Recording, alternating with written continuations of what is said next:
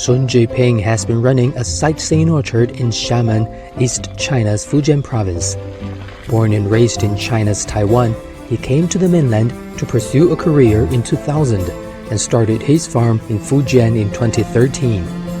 He said he has found great business opportunities amid the rural revitalization drive on the mainland.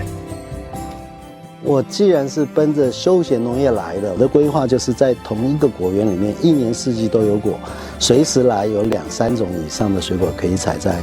所以我在我这个祥安，这个荣杰园打造的就是种了20几个品种的水果。选择厦门是最主要的原因，它的纬度气候非常适合我们种植热带、亚热带的水果，加上语言相通。